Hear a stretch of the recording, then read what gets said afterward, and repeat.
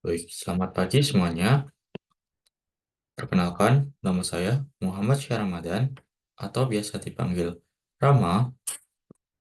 Pada kesempatan kali ini, saya akan menjelaskan tentang operon. Dan materi ini diambil dari buku Campbell Biology edisi 12, tepatnya dari bab 18, yaitu Regulation of Gene Expression. Oke, kita mulai dari konsep dasar operon terlebih dahulu. Jadi, sel bakteri yang mampu menghemat sumber daya dan energinya memiliki keuntungan selektif dibandingkan sel yang tidak mampu melakukannya, atau sel yang membuang-buang atau menyia-nyiakan sumber daya dan energi. Maksudnya memiliki keuntungan selektif itu adalah sel bakteri yang mampu menghemat sumber daya dan energi itu lebih bisa survive gitu. Nah, dengan cara apa sel bakteri yang mampu menghemat sumber daya dan energi? Salah satunya dengan cara mengekspresikan gen-gen yang produknya memang dibutuhkan oleh sel. Maksudnya, kalau produknya tidak dibutuhkan oleh sel, maka gen-gen itu tidak diekspresikan, sehingga sumber daya dan energinya bisa dialihkan ke kegiatan lain. Nah, bakteri seperti ini lebih bisa survive daripada bakteri yang mengekspresikan gen-gen terus-menerus, walaupun produknya itu tidak dibutuhkan oleh sel. Jadi, mau produknya dibutuhkan, mau tidak dibutuhkan, ekspresi gennya nyala terus. Nah, ini kan membuang-buang sumber daya dan energi. Oke, contoh. Misal, ada satu sel, yaitu bakteri Escherichia coli, yang hidup di kolon manusia. Dan bakteri E. coli ini bergantung pada kebiasaan makan inangnya yang tidak menentu. Contoh, pada hari ini manusia itu makan makanan yang kaya triptofan. Nah, di hari lain, inang manusia ini makan makanan yang sedikit triptofan. Nah, jadi bakteri E. coli itu harus menyesuaikan diri dengan asupan triptofan yang berubah-ubah setiap harinya.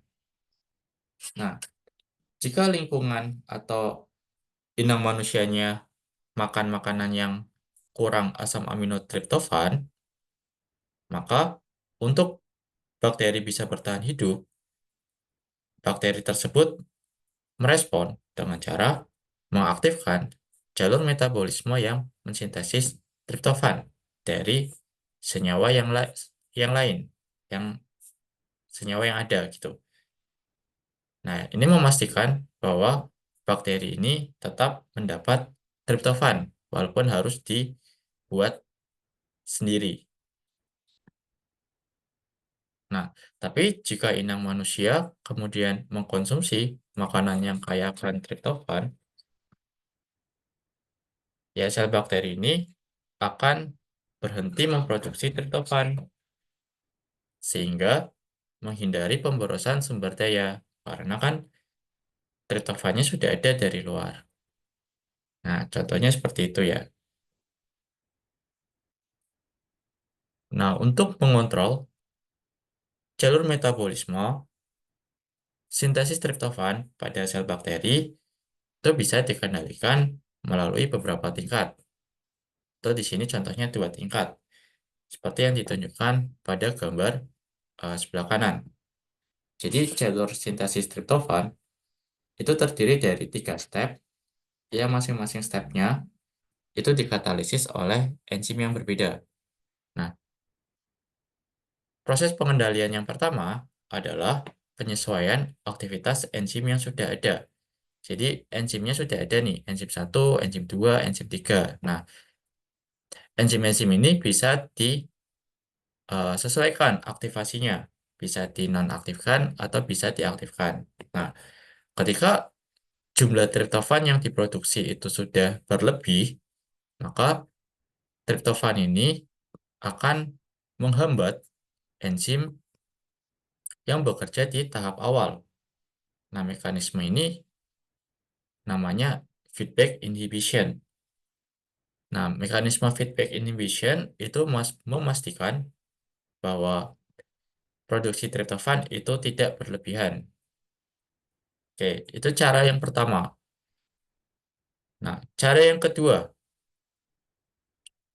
sel bisa menyesuaikan produksi enzimnya dengan cara mengatur ekspresi gen. Jadi, pada jalur metabolisme triptofan, enzim-enzim pensintesis triptofan ini dikode oleh 5 gen, yaitu TRPE, D, C, B, dan A. Nah, gen-gen ini ekspresinya bisa diatur, apakah mau diekspresikan atau tidak. Nah, ini juga melibatkan kehadiran triptofan. Jadi kalau misalkan ada triptofan dari luar, maka triptofan ini bisa menghambat ekspresi gen-gen ini, sehingga enzim-enzim sintesis triptofan tidak terekspresi. Nah, dalam kasus ini, pengendalian produksi enzimnya disebut pengula- pengendalian pada tingkat transkripsi, karena gen-gen ditranskripsi terlebih dahulu, baru kemudian menghasilkan RNA, RNA kemudian ditranslasi menjadi enzim.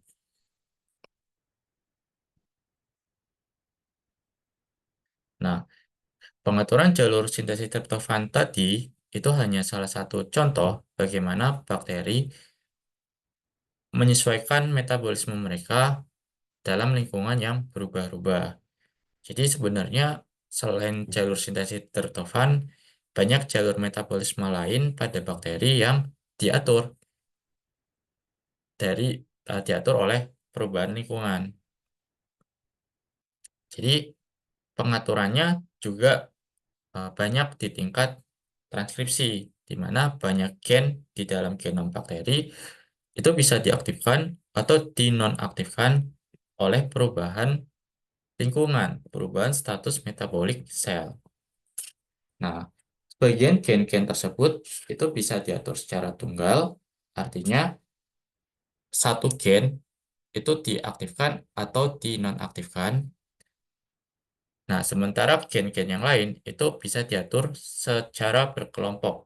Artinya, gen-gen ini diatur bersamaan, diaktifkan bersama-sama, atau dinonaktifkan juga bersama-sama. Contohnya, gen-gen sintesis triptofan pada slide sebelumnya. Jadi, kelima gen ini diatur secara berkelompok. Nah, jadi kelima gen ini diekspresikan bersama-sama, juga di eh, nonaktifkan secara bersama-sama. Nah, pengaturan kelompok gen ini pada bakteri dikenal sebagai model operon. Nah, model operon ini ditemukan pada tahun 1961 oleh Jacob dan Monod dari Institut Pasteur, Paris. Nah, sekali lagi, bakteri E. coli itu mensintesis asam amino triptofan melalui tiga jalur ya, melalui tiga tahap maksudnya. Dalam sebuah jalur dari prekursor, kemudian diubah jadi enzim satu menjadi intermediate, intermediate satu diubah jadi intermediate 2 oleh enzim 2 dan seterusnya sampai ke triptofan.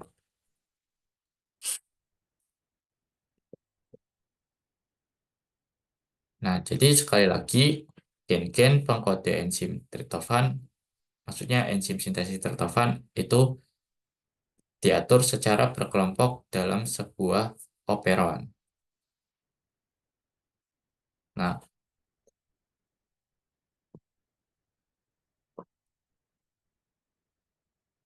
nah, jadi gen-gen sintesis triptofan ini, TRPE, D, C, B, A, itu diatur oleh satu promotor. Nah, kita recall lagi materi tentang transkripsi, di mana promotor adalah urutan DNA tempat inisiasi transkripsi, di mana enzim RNA polimerase berikatan. Nah, enzim RNA polimerase ini akan bergerak ke arah downstream atau bergerak ke arah hilir untuk mentranskripsi gen. Nah, karena di sini cuma ada satu promotor, maka kelima gen ini ditranskripsi secara bersama-sama membentuk satu mRNA yang panjang. Jadi bukan satu gen satu mRNA, tapi 5 gen menjadi satu mRNA. Nah, kenapa? Karena selama tidak ada terminator, transkripsi akan berjalan terus. Nah, kita recall lagi materi tentang transkripsi, di mana transkripsi itu kan diawali dari promotor dan berakhir di sequence yang disebut terminator. Nah, pada operon,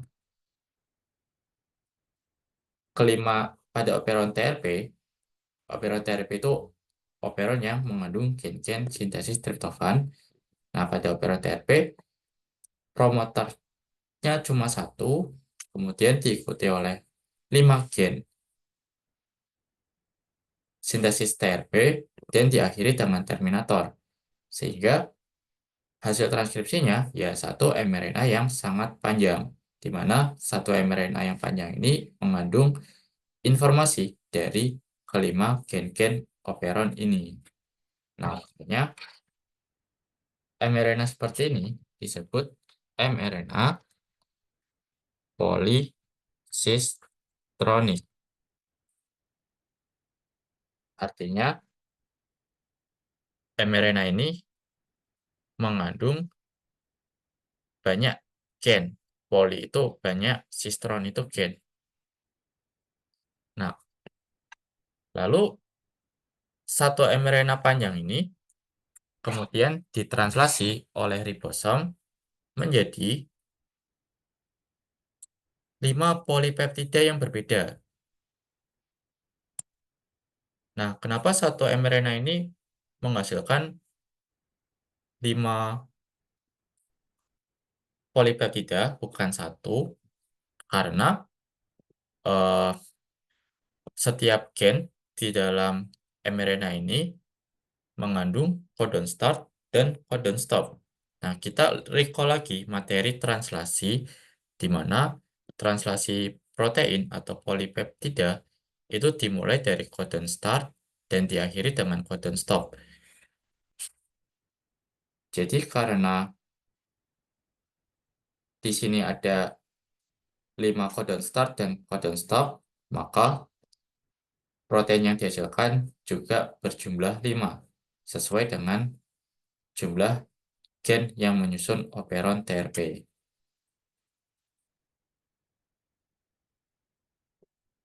Nah, jadi eh, struktur operon itu seperti itu ya. Jadi promotor, operat, eh, ada satu sekuensi yang namanya operator dan gen-gen struktural ini menyusun sebuah operon.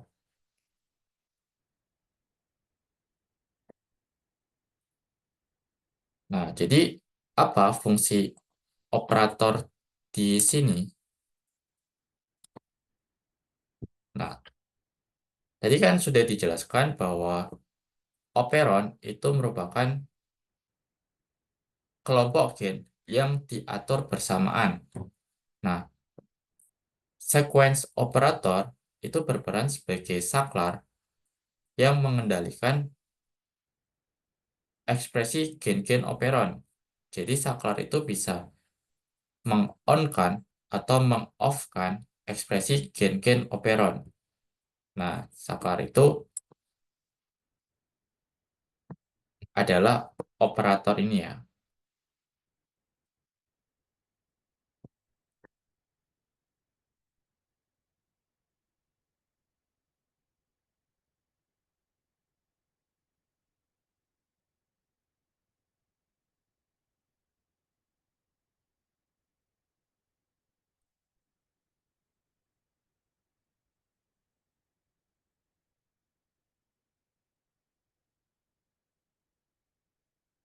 Nah, jadi pada operon triptofan secara default ketika tidak ketika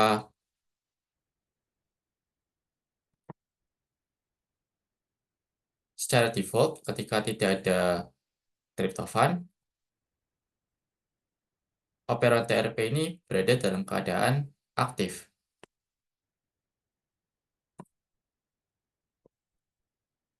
Jadi maksudnya eh, gen-gen operon ini ditranskripsi secara aktif. Itu secara default ketika tidak ada triptofan. Nah, tapi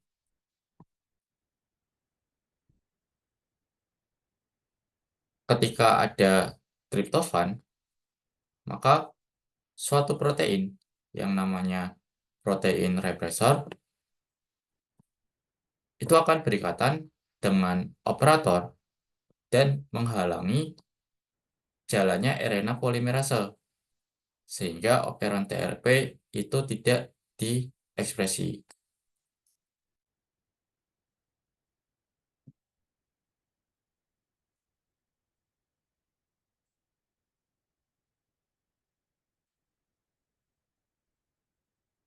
Nah, protein represor ini sifatnya spesifik.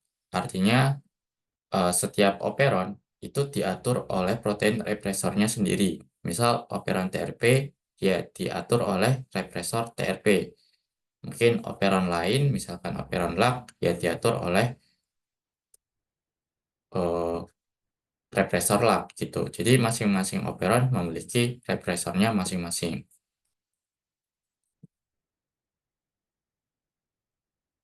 Nah, protein represor ini itu sendiri dikode oleh gen yang namanya gen regulator, di mana gen regulator ini letaknya jauh dari operon dan memiliki promotornya sendiri. Jadi diatur secara terpisah dengan operon.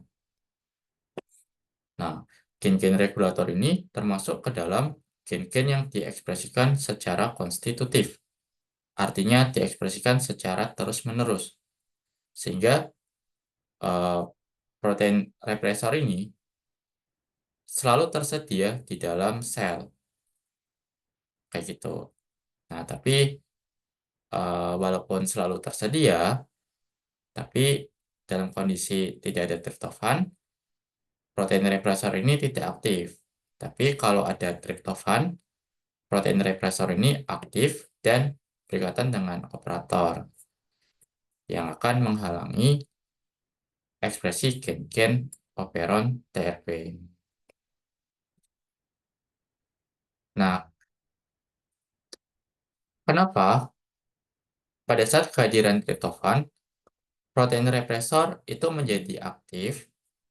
Ya, karena molekul triptofan yang masuk ke dalam sel itu berikatan dengan protein represor dan mengaktifkannya. Sehingga molekul triptofan ini berfungsi sebagai korepresor.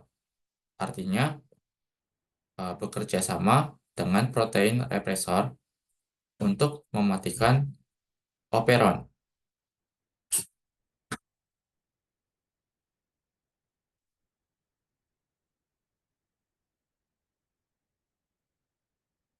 Oke, jadi seperti itu ya mekanisme operon TRP. Jadi sekali lagi, ketika tidak ada triptofan, protein represor ini tidak aktif sehingga eh, operon TRP ini bisa ditranskripsi menjadi mRNA. Nah, tapi ketika ada triptofan, protein represor ini menjadi aktif dan berikatan dengan operator sehingga RNA polimerase terhalang dan operon TRP tidak bisa ditranskripsi. Nah, mekanisme regulasi operon TRP ini termasuk ke dalam regulasi reversible atau operon TRP itu disebut sebagai operon reversible. Artinya eh, operon ini sebenarnya aktif kalau tidak ada triptofan, tetapi kalau ada triptofan, ekspresinya dihambat oleh triptofan itu sendiri atau direpresi sehingga disebut operon reversible.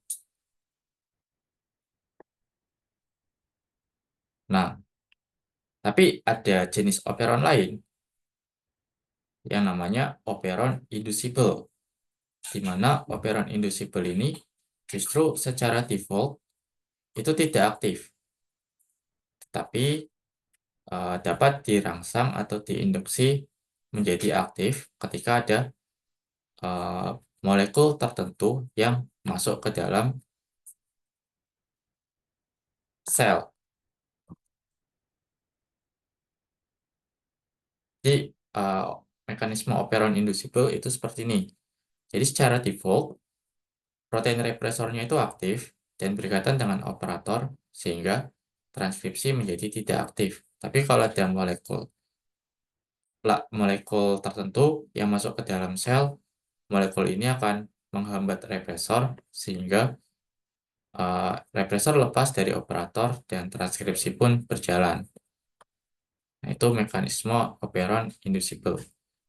Nah, contoh klasiknya dari operon inducible adalah operon LAC yang merupakan singkatan dari laktosa. Jadi operon LAC ini operon yang bertanggung jawab terhadap metabolisme laktosa. Oke, jadi laktosa itu merupakan gula susu atau ya gula susu ya yang berbentuk disakarida. Nah, ketika sel diberikan laktosa atau di luar sel ini ada laktosa, maka laktosa bisa dimetabolisme oleh sel oleh enzim yang namanya beta galaktosidase. Nah, beta galaktosidase ini memecah laktosa menjadi monosakarida penyusunnya, yaitu glukosa dan galaktosa. Nah, glukosa ini bisa dipakai dalam proses glikolisis untuk menghasilkan energi. Nah, ketika tidak ada laktosa, enzim beta galaktosidase ini jumlahnya sedikit di dalam sel karena tidak diekspresikan.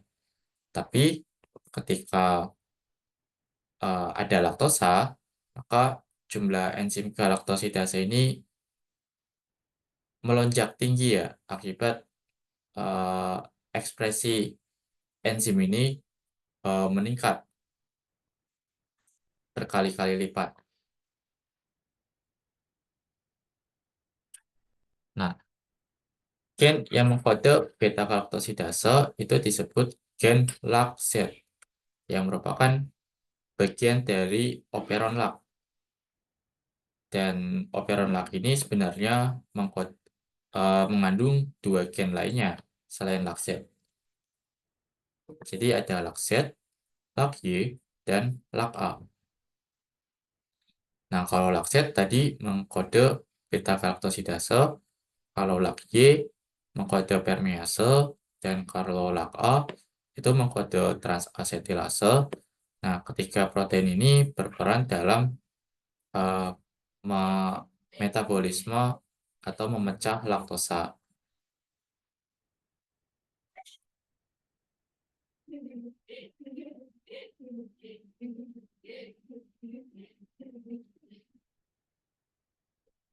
Nah, sama seperti operon TRP, gen-gen yang menyusun operon LAC itu diatur oleh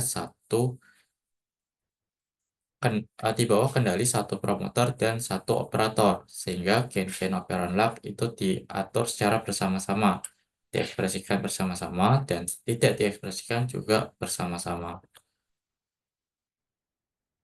Nah, operon LAC juga diregulasi oleh protein represor yang dikode oleh gen regulator yang bernama LAG-I, yang lokasinya terpisah dari operon LAG. Nah, jadi sampai pada titik ini, sebenarnya dari struktur operon LAG itu mirip ya dengan operon TRP. Jadi ada promotor, ada operator, dan ada gen-gen penyusun operon. Selain itu ada gen regulator yang letaknya terpisah yang mengkode protein represor. Nah, tapi ada satu perbedaan penting antara operon LAG dan operon TRP. Jadi seperti yang telah dijelaskan tadi, protein represor TRP itu tidak aktif secara default. Artinya, kalau tidak ada tryptofan, protein represor TRP ini tidak aktif. Sehingga memungkinkan operon TRP untuk diekspresikan. Nah, tapi pada operon LAG itu sebaliknya. Represor itu justru bersifat aktif secara default. Artinya kalau nggak ada laktosa. Jadi represor aktif dan berkaitan dengan operator. Nah, tapi ketika ada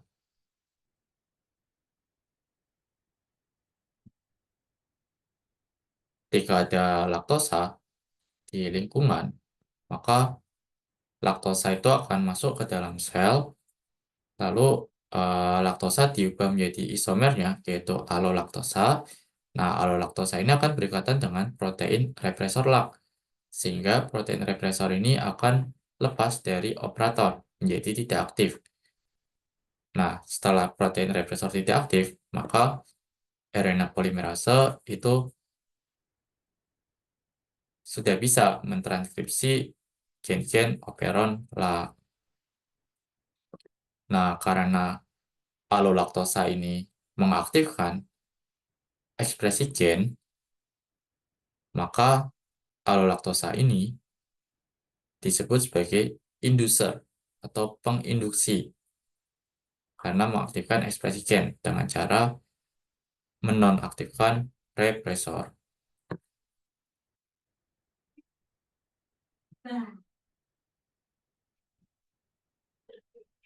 Nah, jadi eh, karena gen-gen operon LAG itu diekspresi ketika ada laktosa, diinduksi kalau ada laktosa, maka eh, enzim-enzim pada jalur laktosa itu disebut enzim inducible. Nah, kalau enzim-enzim untuk sintesis triptofan itu disebut enzim reversible karena kalau ada triptofan justru enzimnya menjadi tidak aktif. Nah, di sini bisa kita tarik benang merah bahwa umumnya enzim-enzim yang reversible itu berfungsi dalam jalur anabolik. Jalur anabolik itu artinya jalur sintesis senyawa sederhana menjadi senyawa kompleks. Contohnya ya sintesis eh, asam amino triptofan. Contoh lainnya misal sintesis asam amino histidin dan lain-lain. Jadi dengan menghentikan jalur sintesis suatu molekul ini, kalau ada molekul ini yang tersedia, jadi sel itu bisa mengalokasikan sumber dayanya untuk keperluan lain. Jadi contoh, eh, kalau ada triptofan, ya jalur sintesis triptofan ini akan berhenti gitu. Nah, sebaliknya, enzim inducible seperti enzim-enzim untuk pemecahan laktosa itu biasanya berfungsi dalam jalur katabolik. Katabolik itu eh, jalur pemecahan senyawa kompleks menjadi senyawa sederhana. Nah, jadi enzim inducible ini memastikan bahwa enzim-enzim pemecahan molekul ini hanya akan terekspresi kalau ya molekul itu tersedia ada di dalam lingkungan. Contohnya laktosa. Enzim-enzim pemecah laktosa ya hanya diproduksi kalau ada laktosa. Kalau nggak ada laktosa ya nggak diproduksi. Nah, ini menghindari pemborosan energi untuk membuat protein-protein yang tidak diperlukan. Nah, sejauh ini kita bicara tentang operon TRP dan operon LAC dalam konteks kontrol negatif. Artinya, eh, operon TRP dan operon LAC ini diregulasi dengan menghentikan ekspresi gen oleh protein represor. Itu maksudnya kontrol negatif. Nah, tapi sebenarnya gen-gen itu bisa diregulasi secara positif, di mana regulasinya dilakukan oleh suatu protein regulator atau aktivator yang mengaktifkan transkripsi. Jadi berbanding terbalik dengan represor yang menghentikan transkripsi. Nah, contohnya pada kasus regulasi positif yang inducible, eh, awalnya protein aktivator ini tidak aktif, sehingga transkripsi ini juga tidak aktif. Tapi kalau ada suatu molekul, nah molekul ini akan mengaktifkan aktivator, sehingga aktivator akan mengaktifkan transkripsi. Atau pada kasus regulasi positif yang reversible, awalnya protein aktivator itu aktif dan mengaktifkan transkripsi. Tapi ketika ada suatu molekul masuk, protein aktivator ini menjadi tidak aktif, sehingga transkripsi juga tidak aktif. Ya, intinya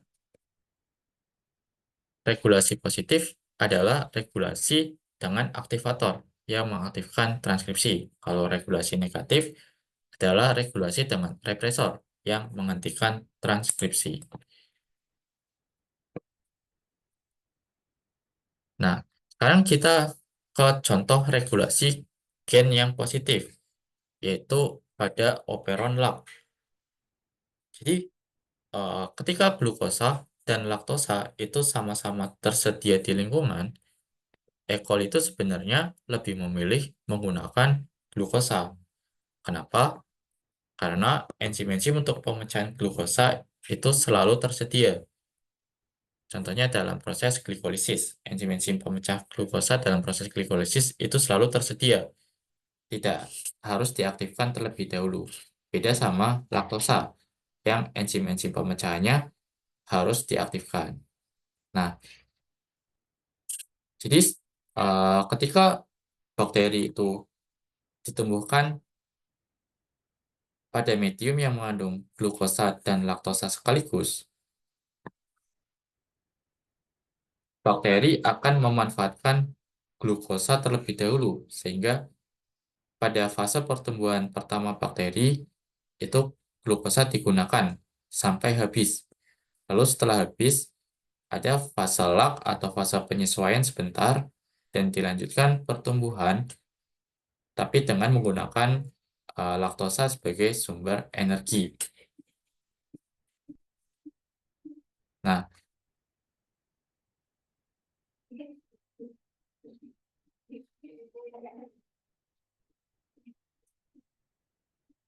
jadi pada saat bakteri itu menggunakan glukosa, walaupun di sini ada laktosa, enzim-enzim untuk pemecah laktosa ini tidak dihasilkan ya, atau dihasilkan dalam jumlah yang rendah. Nah, ini memastikan supaya eh, enzim-enzim laktosa ini ya dipakai kalau memang laktosa digunakan. Kalau glukosa sedang digunakan, ya enzim-enzim pemecah laktosa ini tidak dihasilkan atau dihasilkan dalam jumlah yang rendah. Dan regulasi ini eh, melibatkan regulasi secara positif menggunakan aktivator. Oke, jadi eh,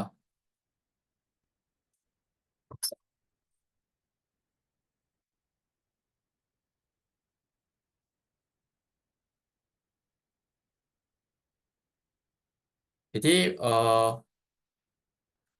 bakteri E. coli itu sebenarnya mendeteksi kehadiran glukosa itu dengan cara tidak langsung, dengan mendeteksi adanya konsentrasi siklik AMP atau CAMP, di mana kalau glukosa itu langka atau tidak ada di dalam sel, maka CAMP ini kadarnya tinggi. Begitu pula sebaliknya, jika glukosa itu rendah di dalam sel, maka maksudnya jika glukosa itu tinggi di dalam sel, maka CAMP itu rendah. Nah, lalu di dalam sel bakteri itu juga ada aktivator yang bernama CRP atau protein reseptor CAMP, di mana CAMP ini, maksudnya CRP ini akan eh, mengaktifkan transkripsi operon LAG. Nah, CRP ini juga bisa disebut sebagai CAP atau protein aktivator katabolit.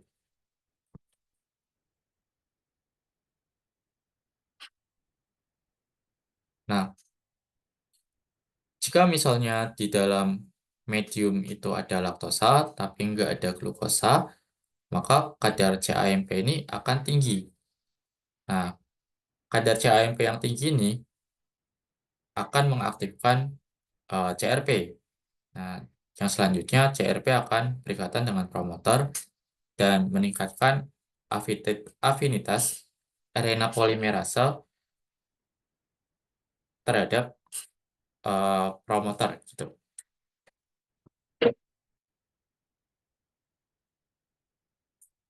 Nah, dengan meningkatnya afinitas RNA polimerase terhadap promotor LAG, maka transkripsi menjadi lebih tinggi, lebih meningkat gitu. Itu kalau laktosa ada, tapi glukosa tidak ada. Jadi sel mau nggak mau harus memanfaatkan laktosa sebagai sumber energi. Nah, ini yang namanya regulasi positif. Jadi protein CRP mengaktifkan transkripsi secara langsung.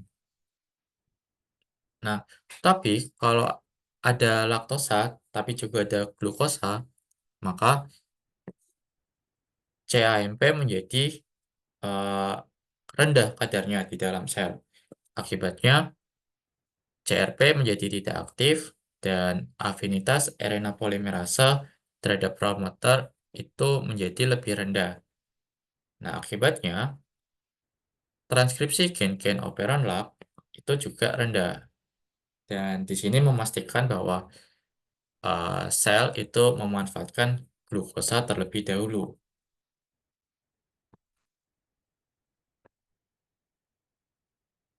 Nah, jadi dengan demikian, operon lab itu berada di bawah kendali ganda, yaitu kendali negatif oleh represor LAG dan kendali positif oleh protein CRP, di mana kendali negatif oleh represor LAG itu diatur oleh keberadaan laktosa, jadi memastikan terjadi atau tidak terjadinya transkripsi.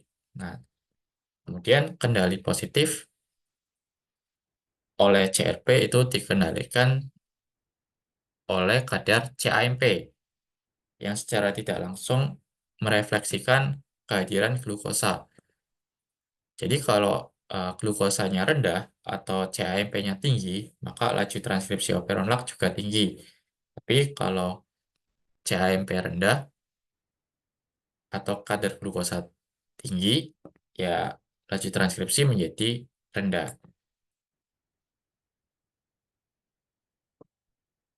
Oke, dan protein CRP ini tidak hanya mengatur operon lak saja ya, tapi operon-operon lain yang mengkode enzim-enzim dalam jalur katabolik.